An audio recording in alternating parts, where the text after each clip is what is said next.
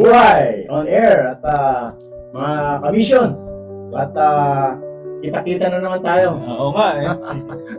I miss you guys. Kaya nagbabalik ulit tayo. Yeah. So dalawang linggo, it's been 2 weeks. It's been 2 weeks So, din. I think we're gonna try to speak English, like Taglish, Tagalog English. So the other viewers, the English viewers, so they understand the topic, our conversation. Oh, Para okay. maintindihan ng mga International viewers. viewers. International viewers, para hindi na tayo Audience. nagtatap. At sana ma-bless kayo sa sa topic na ito. At makarelate sa inyo, okay? At And also, meron tayong special guest. mamaya papakilala natin. Sasama natin yung Papakilala special natin. guest natin. The youngest, The youngest, oo.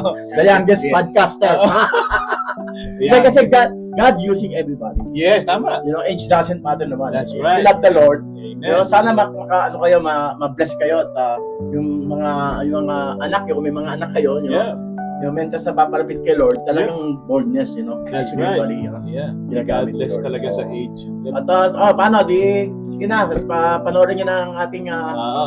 ang ating vlog. Aha. God bless you all. God bless you. God bless. Kamusta na? Okay naman. 2 linggo. Paano bang, ano bang Oo. ma-share nyo sa 2 weeks na natin, Pagkikita. Yeah. nakikita kami sa church kasi may kami sa Yeah, every Filipino Saturday. ministry, right? Kasama sa church. Nakasama sa church. So, at least, ang topic natin ngayon ay Friendship. friendship. Pagkakaibigan. Kaibigan. Our topic is friendship. So, Friendship. That's good. Yep. I heard you have a guest. Oh, yes. Mhm. Yes. Meron tayong Yeah. special guest ngayon. Mga kamisyon.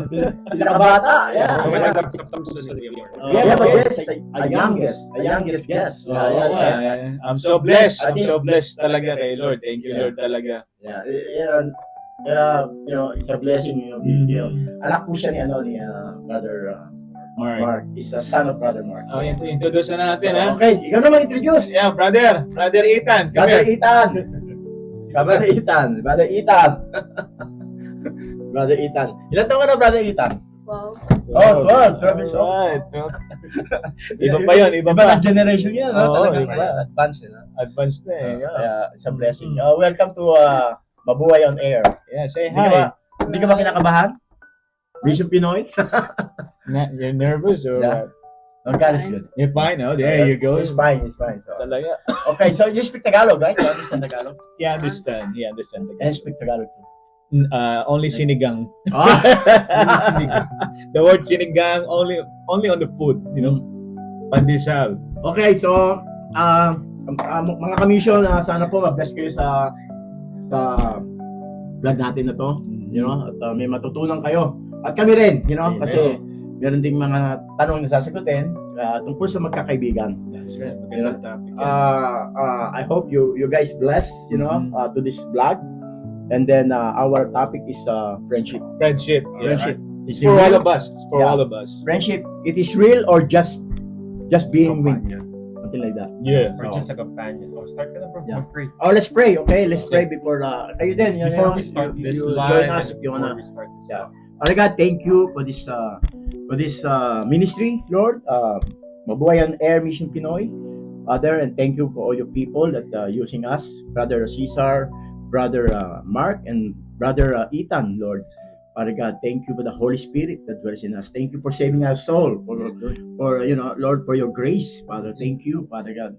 Maraming salamat po, and thank you for being our God. Lord, bless this ministry, and give us wisdom, Lord, and teach us with your anointing. Without you, we cannot do nothing, Lord. So we need your wisdom that you put in our thoughts, in our heart, Father God, and give us understanding through your words. Amen. Lord, bless those people that hearing your words and be blessed to what they hear, Father God, and to be applied to their heart, Lord. We love you. Thank you for loving us so much. In Jesus Christ's name. Amen. Amen.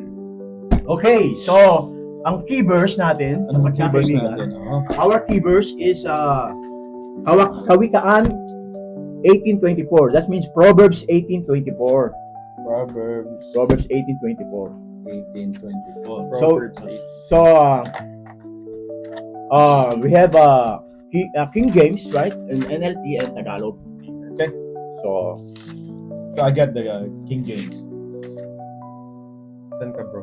Okay, I got Tagalog, I got Tagalog. So, let me see, I don't set my my Bible. So, Start na ni Kuya Mark. yeah, Okay, start natin.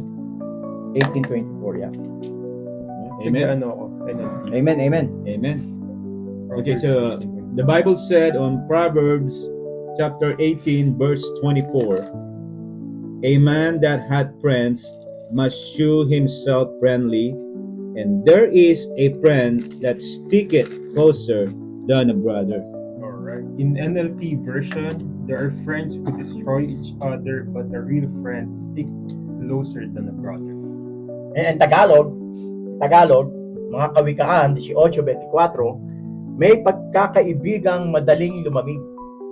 Ngunit may kaibigang higit pa sa kapatid. Wow. That's a very deep, huh? Mhm. Yeah, umpisa pa lang eh. Yeah, I heard that this if someone preached this, I always heard that about the brother stick than a friend that stick closer than a brother. Meron pala noon. There's a brother, there's a friend that stick like a brother. Sometimes you have a friend meron kang kaibigan na talagang mahigit parang ano pa sa kapatid mo Higit no? pa. Oo, higit pa sa kapatid mo. Turing mo. Yeah. Sometimes there's a friend that like really close to you, like Mhm. Connect. you treat him like a brother, connection, Yeah. yung talagang whatever trials, Uh-huh. whatever Trials, problems. problems, whatever, but sometimes is broken, naghihiwalay, nawawala because of something like number one, like murmuring, like chismis, like gossiping, something Oh, like that, yeah. or sometimes money, Money or yeah, tiwala. trust, Trust, trust, yeah. trust. Mhm. Yeah, nasa Bible lahat yan, Yeah, about yeah, lahat. yung tiwala, pag nawala yung tiwala, if the trust is gone, whatever, Yeah. it's hard to Mhm. to build up again, Yep. because it's there already. So, meron mo to na kasabihan dito in Tagalog. Okay, you can translate in English. Mhm. Para magkaroon ng tunay na kaibigan, dapat maging tunay, totoo, at mabuting kaibigan ka muna. Before well, in English, so before you can have a real friend, you need to be real, and you need to be real and genuine, and good, a good friend To others. to others. Before you Yeah. you get a real one, a real friend. You find a real friend. That's right, no? And sometimes God put people in our life. That's right. Yeah. Sometimes God knows who's and then in Proverbs 17:17, look, Proverbs 17:17, Mhm. King James. King James, the Bible said in Proverbs chapter 17, verse 17. 17. A friend loveth at all times, and a brother is born for adversity. Alright. NLT. NLT, pabasa natin ni Ethan. NLT. A friend is always loyal, and a brother is born to help in times of need. Wow. No?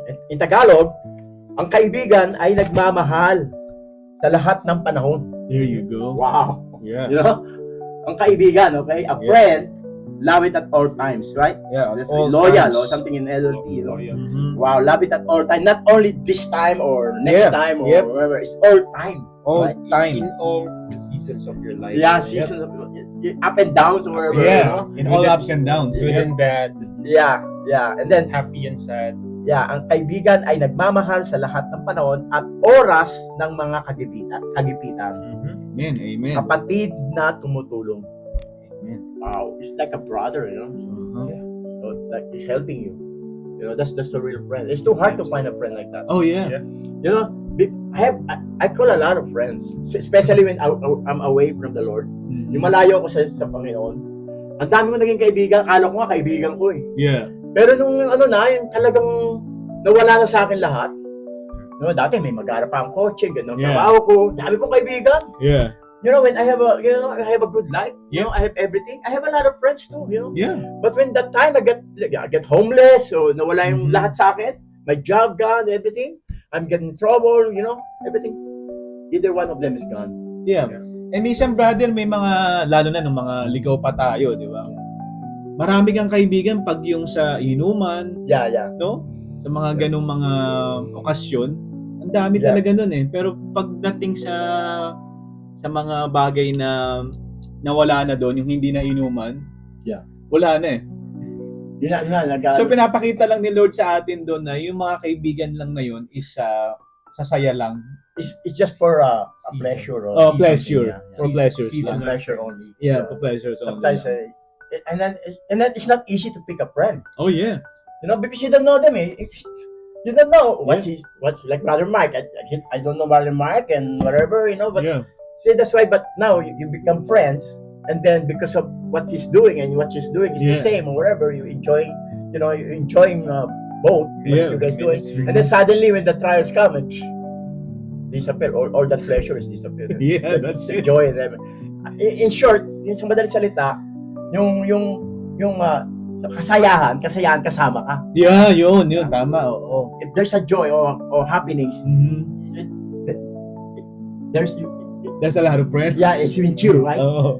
Kasama ka, but when you're trouble, yung ano ka na, yung talagang ano ka na, Problemado ka na. wasak, problemado ka na. Lugmok na Yan. yan. Ano ba sa Tagalog yun? Wasak, lugmok. Yeah, lugmok.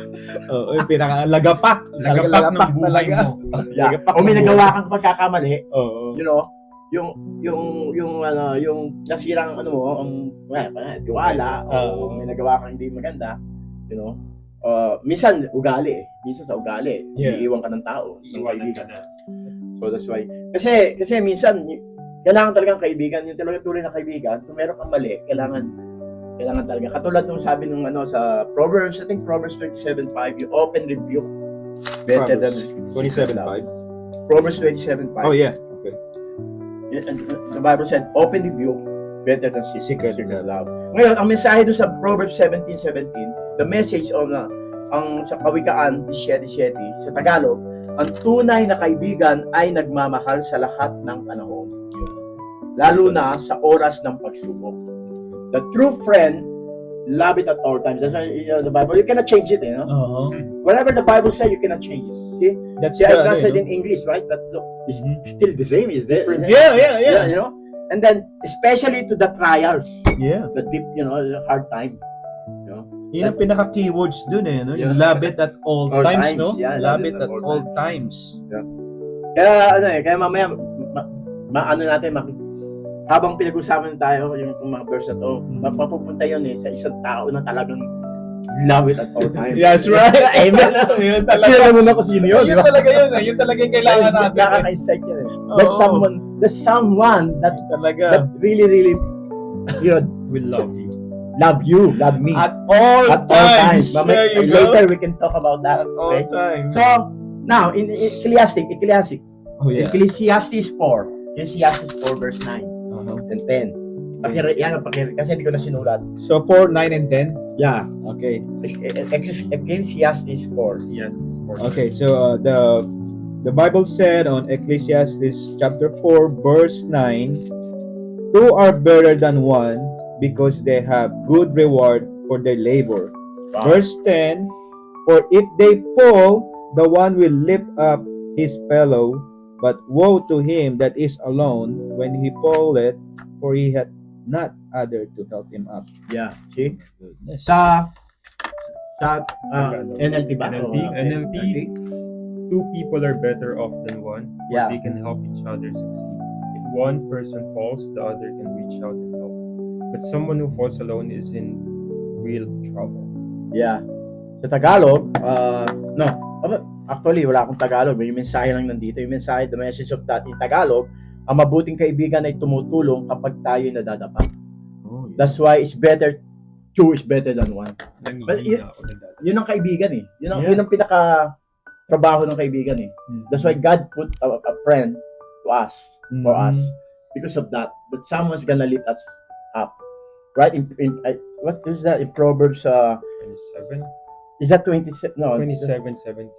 As iron sharpens iron, so Yeah, one person yeah, yeah. sharpens 27, yeah. 27, ano? Yeah. 27, 27, 17, ha? Okay, Iron sharpening iron. Okay? Yun yung ano eh. Kasi, kasi, especially kung nakikita mong mali na yung kaibigan mo, especially if you see your friends is wrong, doing wrong, so you need to open your mouth. You need to tell them, you know what?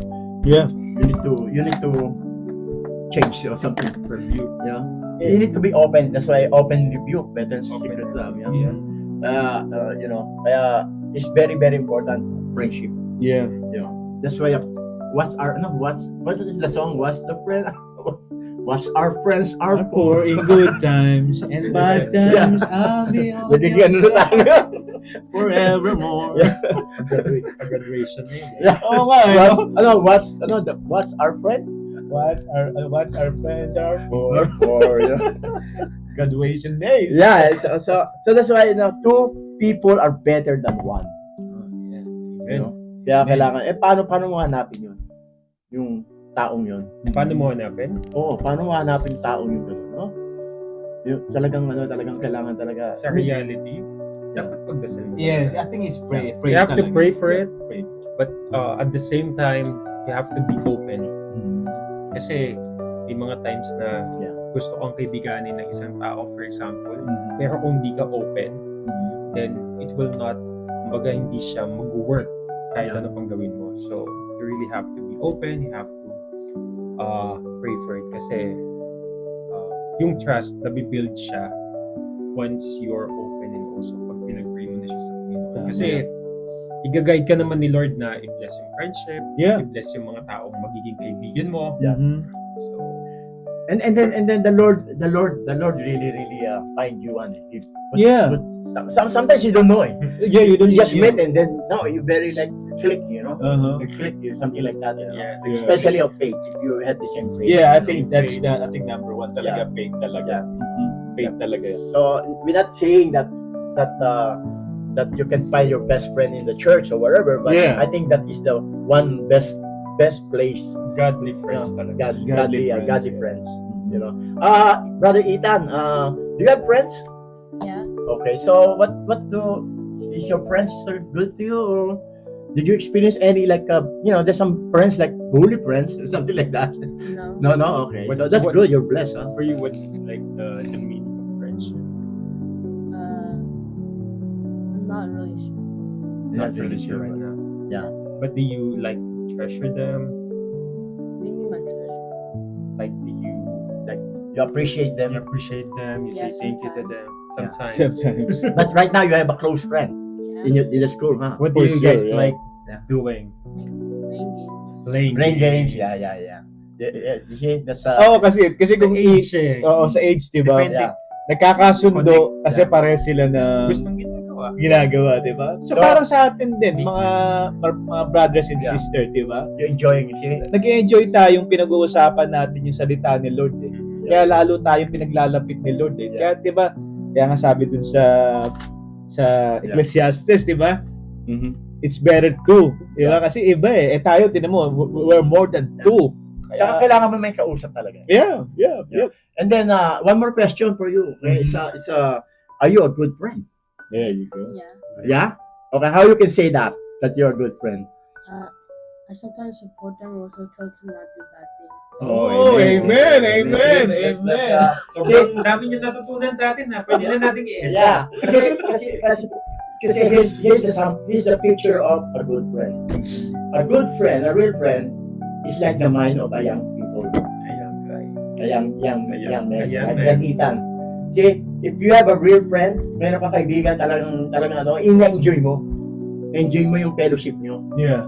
You know? Meron kayong mga plano, meron kayong, di ba, yung talagang parang kayong brothers talaga, brothers sisters.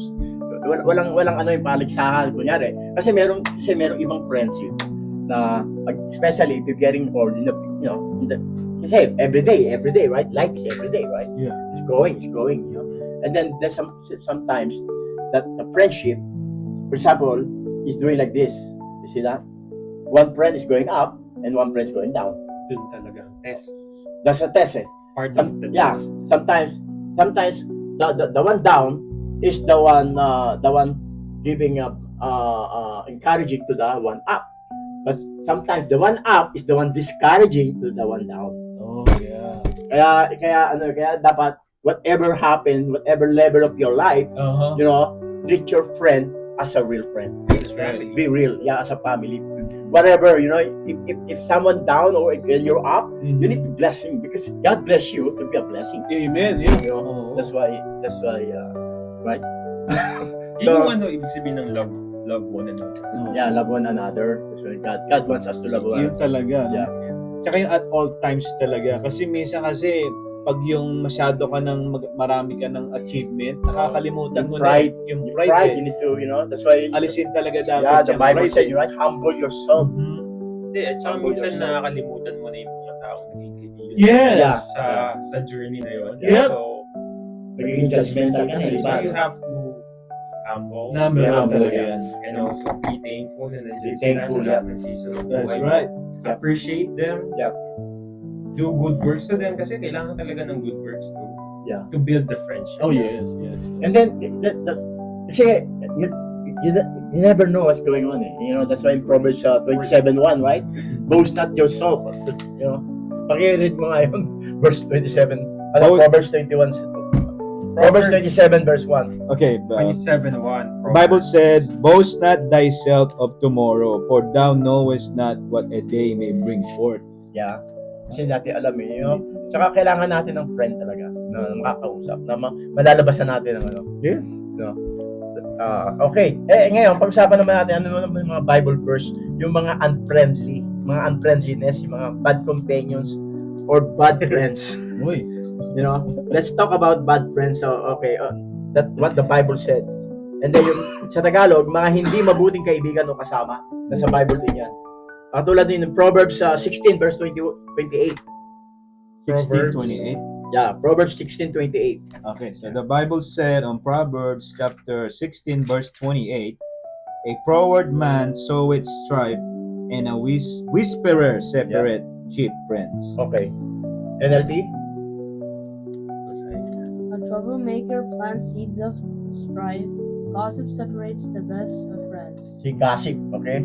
And then in Tagalog, ang chismis at paninirang puri ay sumisira sa pagkakaibigan. Chismis, panoodin niyo yung vlog dito. Ay, yung natin vlog natin. Yung Favorite chismis. Yeah. Marami kayong matutunan doon, mga Yung kamisyon. chismis, panoorin niyo yan. Oo. Andun yun. Yeah, ano. Yun, totoo yun. Yeah. Totoo yun. Kasi maraming ayaw ni Lord yun. Yung mga, Yep. yung mga bumubulong. Mhm. You know? Yung mga, Whisperers. actually, pag bumulong ka, nanira ka na, ng kaibigan mo, ano yung Oo. may inggit yun eh. Yun na yun. Meron ng bitter sa puso yun. Eh, tsaka kung yung kaibigan mo siya pinag-uusapan sa table, you Oo. have to correct them or you Yeah. have to stand. Oh yeah, yeah. That's right, correct. Yeah. With your faith. Yeah. Amen, brother. Kasi minsan na kaibigan mo, pinag-uusapan, siyempre, anong gagawin mo yun? Kasi minsan Yeah. pag masyado tayo na-excite, we overshare Yeah. or minsan nawawalan tayo ng pakialam na Mhm. Yeah. wag dapat pag-usapan. Yeah. You need to stop them or, you know, Walk away. or the best, just, hey, Hindi, tama call your yun. friends, call Yeah. your friends, you know? Kasi ako kasi, experience ko pag Mhm. gano'n, dahil ayaw naman nilang tumigil, so ako na lang yung aalis. Yeah. Pwede rin. I'll just pray for Yeah, them. sometimes, you know, the Bible said, grieve not your Holy Spirit. Yeah. You know, or you know, ayaw, kasi yung Holy Spirit, minsan ayaw talaga. Hindi minsan talagang ayaw. Ayaw The talaga Holy eh. Spirit don't like that. Kasi people are judgmental. Kaya talaga. mga kamisyon, panoorin niyo yun. Yung binlog namin na tungkol sa chismis, marami kayong matututunan doon. Hindi kasi like what Brother Cesar said, minsan kasi akala mo regular conversation na eh. And then sa sobrang regular, akala mo, hindi mo alam, pati ikaw, nakakapagsalita ka Oo. na rin. Nagiging weak ka, doon sa weakness ng iba. Yes, di ba? Yeah. Lalo na yung mga, You're getting weak to the weakness of others. lalo So na it's yung mga like- private conversation. Yeah, di ba parang, Nagkakatiwala sa'yo. minsan parang ano ka pa dyan, excited ka pa eh. And the reason God put that in His Word, in the Yeah. Bible, because God knows us, all of us, Yes. all of us, lahat ng tao, Yeah. you know, lahat ng tao, merong issue na ganyan. Sa mga ganong sitwasyon, yun ang purpose natin as a believer. Yeah. We have to stand talaga. Napagsabihan natin, kapatid, mali eh. Mali yung pag-usapan natin, dapat yung mga hindi Oo. dapat pag-usapan. Lalo na yung mga hindi magagandang Oo. lalabas sa'yo.